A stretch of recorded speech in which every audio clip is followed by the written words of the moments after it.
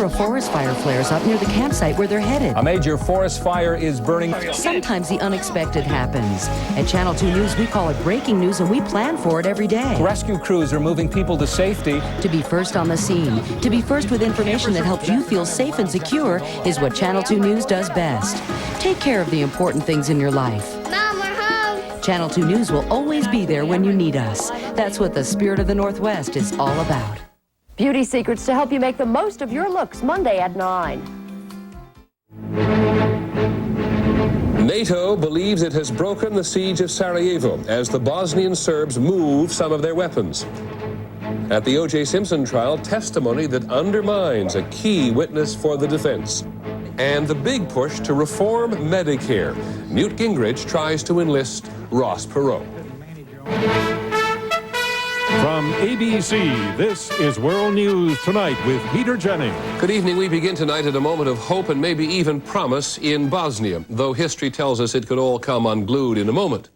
Responding to more than 2 weeks of aerial bombardment, the Bosnian Serbs have finally ended their siege of Sarajevo. But they also fired 2 shoulder-launched missiles at a NATO reconnaissance plane near the eastern city of Gorazde. It is an exhilarating time for American diplomats, but it's a very edgy one. Our first report is from ABC's Garrick Otley. The Bosnian Serb army began withdrawing its heavy weapons from around Sarajevo. There were tanks and artillery pieces which have claimed countless lives in the city. There are at least 300 heavy weapons that the UN and NATO want pulled out, but it is not likely that they all will be. According to the agreement signed by the Bosnian Serb leaders, heavy guns and 120mm mortars must be withdrawn. But the United States apparently could only get an agreement by allowing the Serbs to keep in place smaller artillery and mortars up to 82mm, which have regularly shelled Sarajevo. The weapons which are being moved must stay outside a zone extending 12.5 miles around Sarajevo, and the Bosnian government and the city has pledged that it will not send its army into the area. In Washington, President Clinton, who pushed for the agreement, gave a warning to the Serbs. They should have no doubt that NATO will resume the airstrikes if they fail to keep their commitments, if they strike again at Sarajevo or the other safe areas. In Geneva, U.S. negotiator Richard Holbrooke met with representatives of European countries, including Russia, who are trying to end the Bosnian conflict. The Clinton administration was deeply worried about growing Russian anger over the NATO bombing, another reason to end it as quickly as possible. It would have been difficult, if not impossible, for the peace talks to move ahead as long as the confrontation between NATO and the Bosnian Serbs continued. Now that that has been resolved, the negotiators face the main obstacle to ending the war, the division of land and political power. We are working as hard as we can towards peace. The obstacles are extremely difficult. Tomorrow, Holbrooke flies back to Belgrade as the United States tries to keep up the momentum and the pressure on all sides in the conflict. Garrick Utley, ABC News, Geneva. This is Tony Bertley in Sarajevo. This was the first UN plane to touch down in Sarajevo in 5 months. It carried a small cargo of flour, but symbolically it meant much more. It represented, if not an end, then at least a loosening of the Serb siege of the city. The UN also opened up 2 roads through Serb territory. Serb soldiers stood aside as the UN escorted a food convoy through their checkpoints. It doesn't necessarily mean the siege has been lifted. That really does involve more routes in and out of Sarajevo being lifted. For the people of Sarajevo, the events of the last 3 weeks have changed their lives. Since the Serbs stopped shelling the city, commercial trucks have been bringing in food over a dangerous mountain route. Thanks to America, the siege will be lifted, this woman says. During the last 4 years, Dr. Fuad Šisić was unable to stand here for fear of Serb guns on the hills above. He's performed some 5,000 hours of operations on war wounded. Chances for peace seem much greater now, he says. The main thing is for the shooting and the shelling to stop. One of his patients, Hasena, was wounded in the massacre 3 weeks ago. Half of her family has been killed during the war. Many of my friends died the day I was wounded. I don't think I'll ever be able to accept peace. But it would be good if future generations could be protected from all that we went through. Hopes for peace are higher than ever, but hopes in Bosnia have crumbled many times before. Only when the war actually ends will the people here really believe it. Tony Bertley, ABC News, Sarajevo. Well, there is good reason for skepticism among the NATO allies as well as the people of Sarajevo. Many of the aircraft that have been bombing the Bosnian Serbs come from U.S. aircraft carriers in the Adriatic Sea. ABC's John McWethy reports tonight from on board the USS America. The launching of 2 shoulder-fired missiles at NATO planes on patrol was one of many reasons that aircraft throughout the region remain on alert, with bombs loaded. Though the incident was considered too small to respond to, it kept everyone on edge. The major change today aboard the aircraft carrier America was that planes were dropping practice bombs near the ship instead of real bombs onto Bosnian Serb targets. We intend to fly in the air over Bosnia-Herzegovina, and we will respond to any threat to our aircraft using the rules of engagement that currently address that particular situation. That means NATO aircraft are likely to attack immediately if Sarajevo is shelled or if Bosnian Serb air defense radar is turned on. Detailed planning for still more bombing missions is continuing just in case. If the Bosnian Serbs really do withdraw their big guns from around Sarajevo and keep them away, it will be a major victory for the use of limited airstrikes as a tool of diplomacy. As the busy deck of this aircraft carrier clearly shows, the air power that helped push diplomacy this far is ready to be used again. John McWethy, ABC News, aboard the USS America. In a moment, we'll have some of the other news at the O.J. Simpson trial today, crushing the theory of the shoe print. Gingrich, Perot, and the battle over Medicare. And our person of the week, the banker to the poor.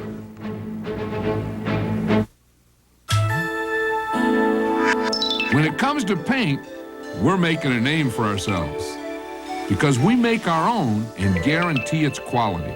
That's Ace, the name to know for paint. In the mood for something wild? Have a Fiesta from Campbell's. The soup with a spicy mix of rousing rice, colorful carrots, and the pizzazz of sweet red peppers. You'll fall for the flavor.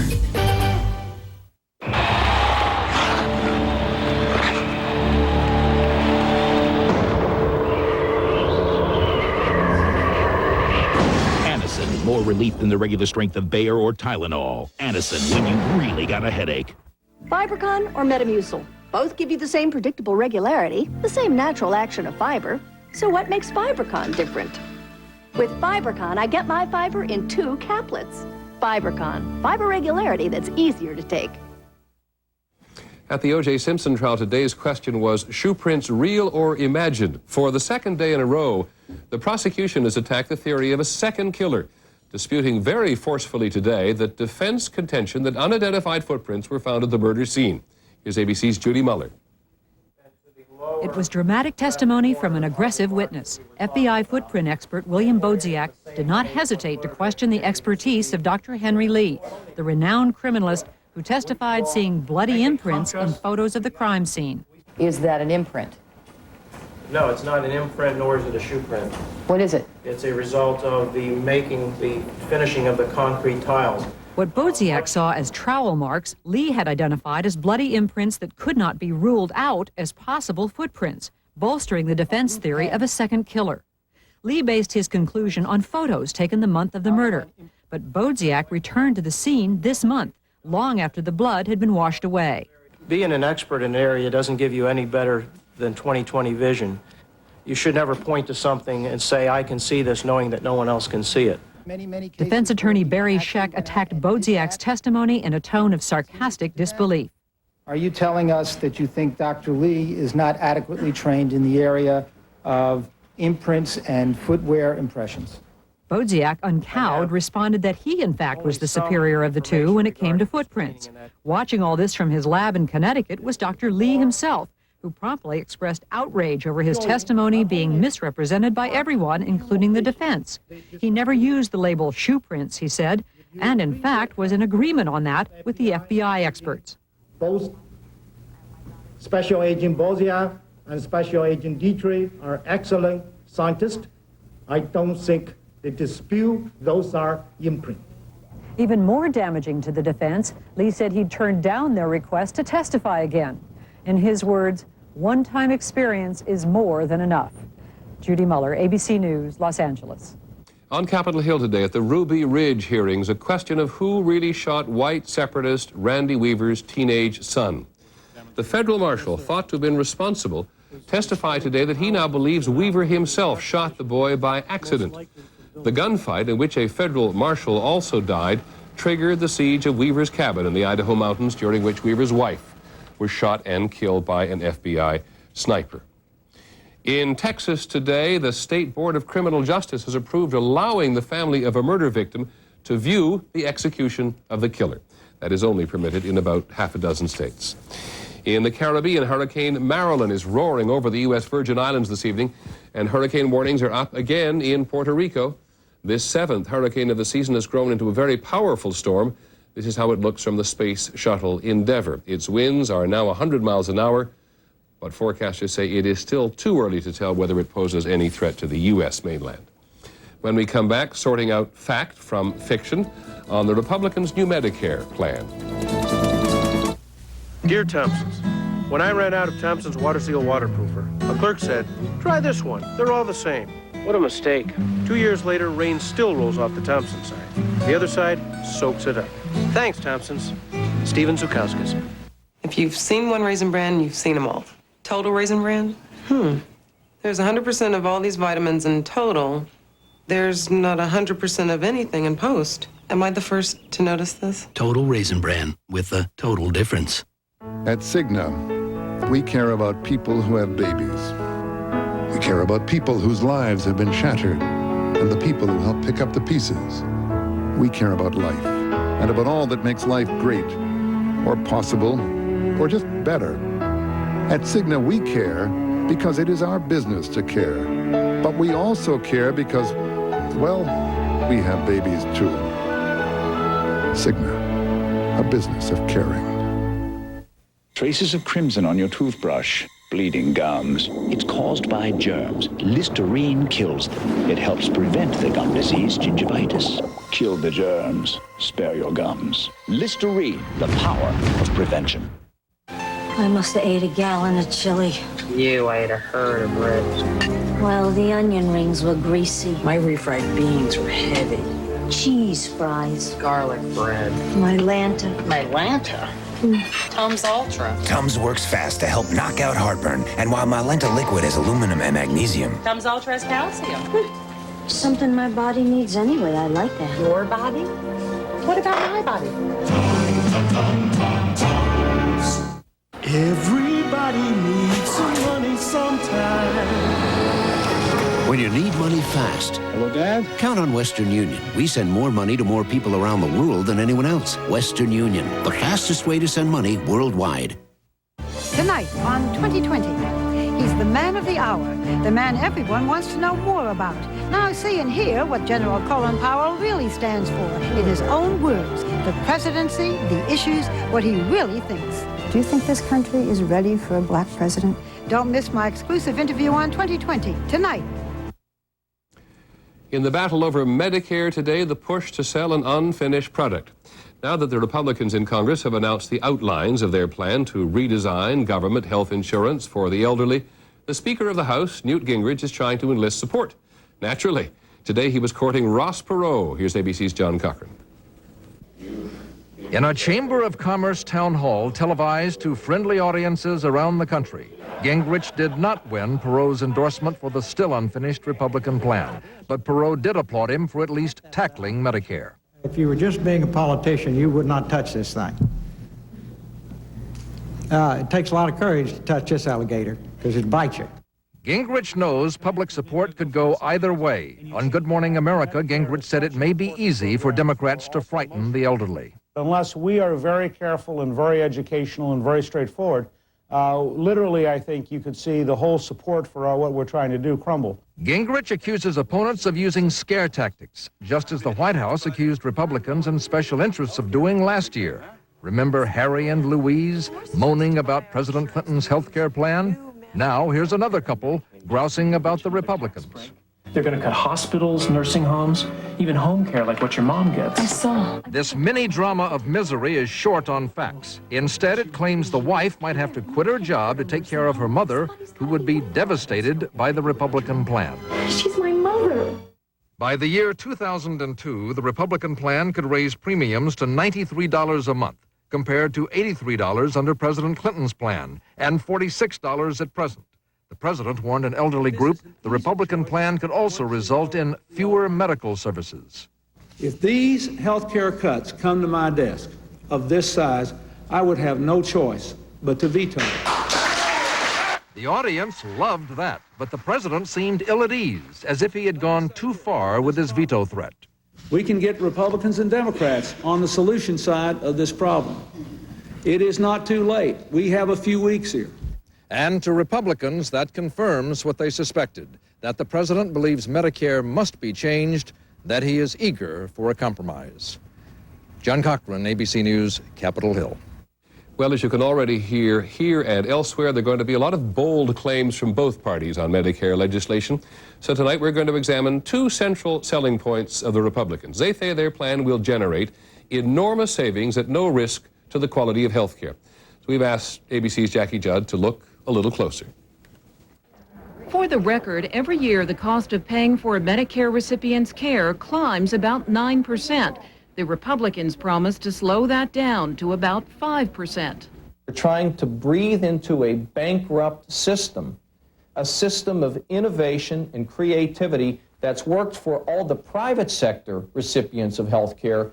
We want those same kinds of things to work in the public sector. The Republicans claim that the quality of health care won't be compromised in all of this is their riskiest assumption, says Gail Walensky, who ran Medicare in the Bush administration. But it's a reach certainly over what we've done in the past.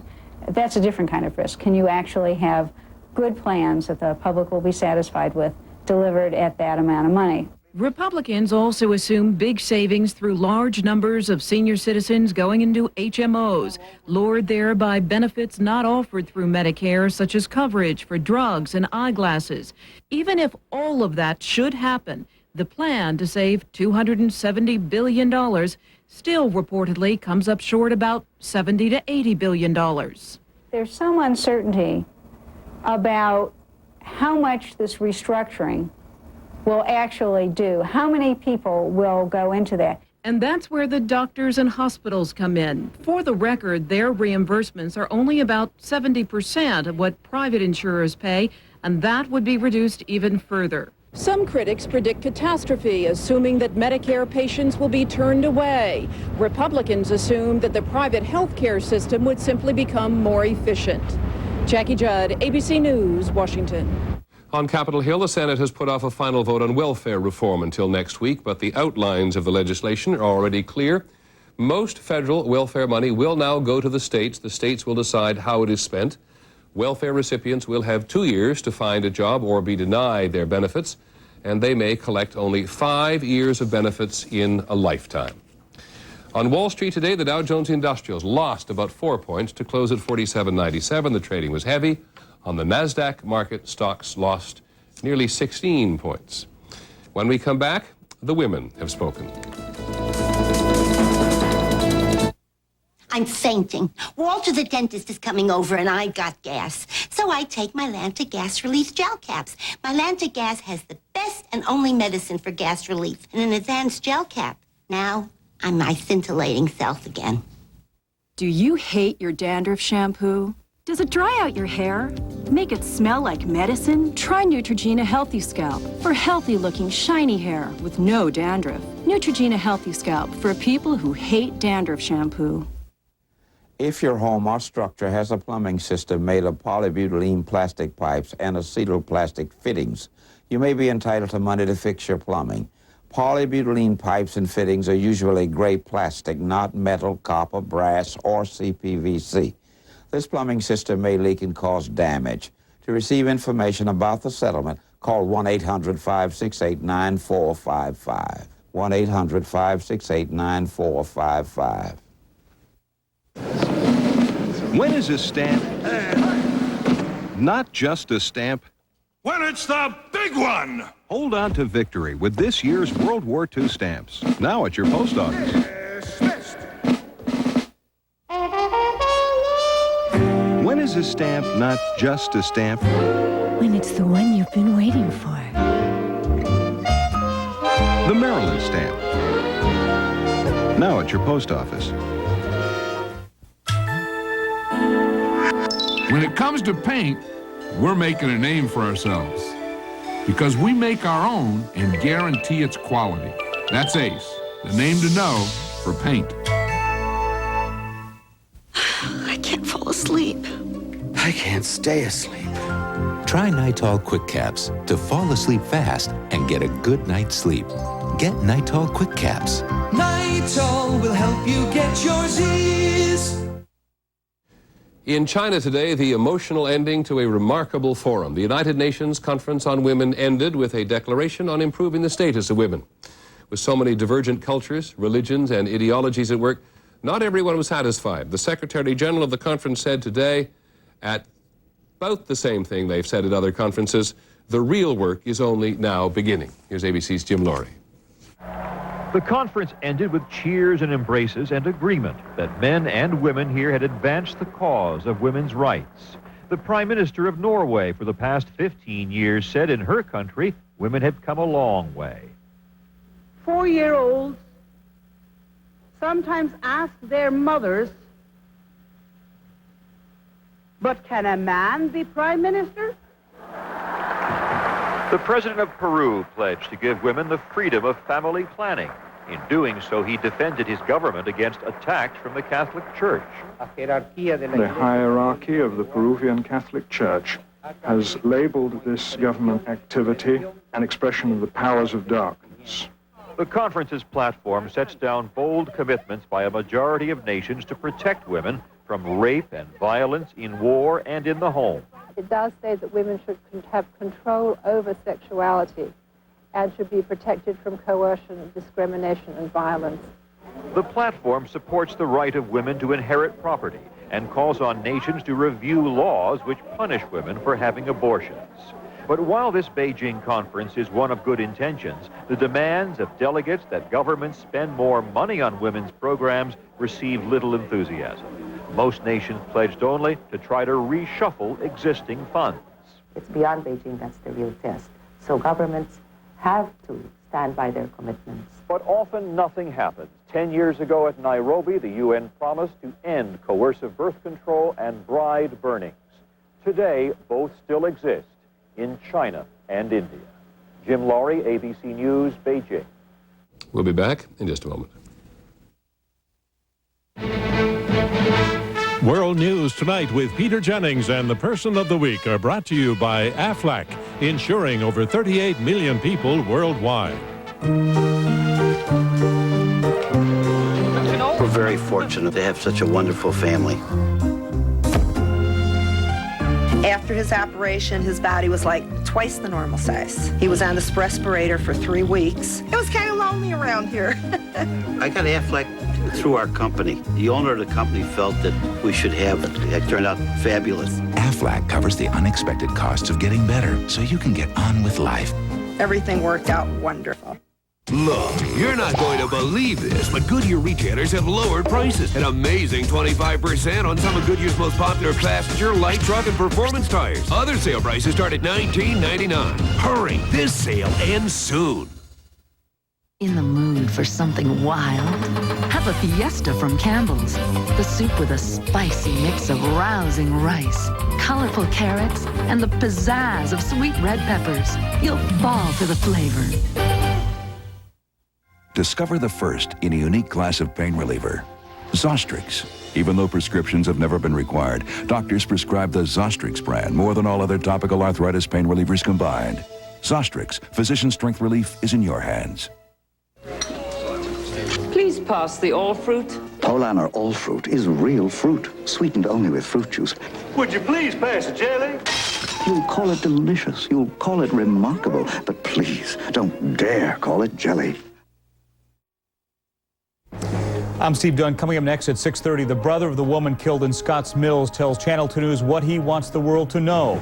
Bring your cat inside and stay with us for the latest information on area pet slayings. Local news at 6:30 next. Finally this evening, our Person of the Week.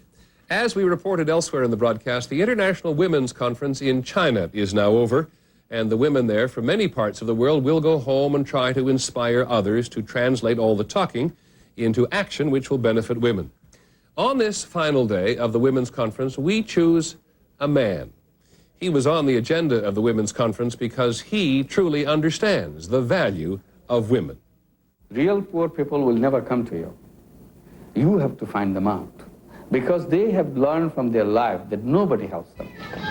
Dr. Muhammad Yunus is an economist by training, and today he is a banker in Bangladesh, one of the world's poorest countries.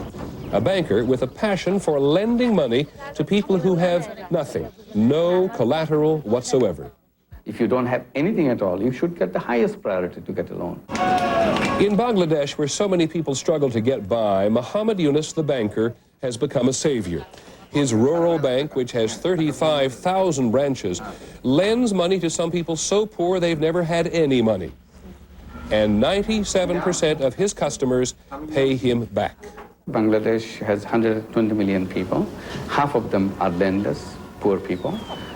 We are trying to reach out to the bottom 20% first, so that we get to the real poor people. And among them, we give priority to women. Because money is power.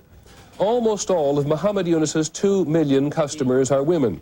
He says lending women money gives them power in a country where they have traditionally wielded very little. And he says that women spend money in ways that help Bangladesh as a whole. Women paid more attention to the children, paid more attention to the household, more attention to the future. It is the future of Bangladesh that concerns this banker to the poor. In 1976, when he was Professor Yunus, teaching economics at Chittagong University, he discovered that when he loaned money to the poorest of the poor, they were so grateful that they struggled to repay him no matter what. The bank was born and today has loans of $500 million on its books, all of it to rural Bangladeshis. The poor raise themselves up. They're very cautious with their money. For the first time, they got an opportunity. Here's how it works.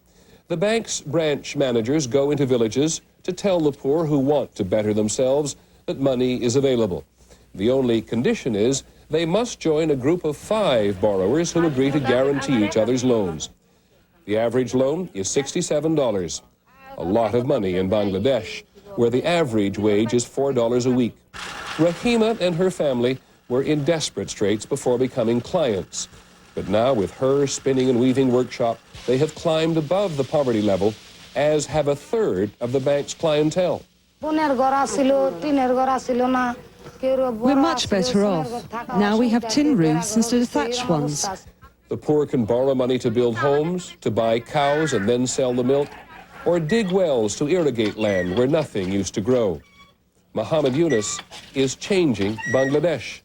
Various studies show the children of his clients have escaped the traditional burden of malnutrition. And now he may be changing other parts of the world. In China today, the UN Conference on Women adopted a proposal inspired by Muhammad Yunus, calling for credit to be extended to the world's 500 million poor women. An idea born in Bangladesh, where a banker calls credit a human right. We don't need any background information. We made it very simple. We said the fact that you are a human being, that's a good enough introduction for us. And so we choose Dr. Muhammad Yunus, compassionate and intelligent banker. That is our report on World News tonight. Later this evening on 2020, Barbara Walters' interview with Colin Powell. I'm Peter Jennings. We'll see you on Monday. Have a good weekend and good night.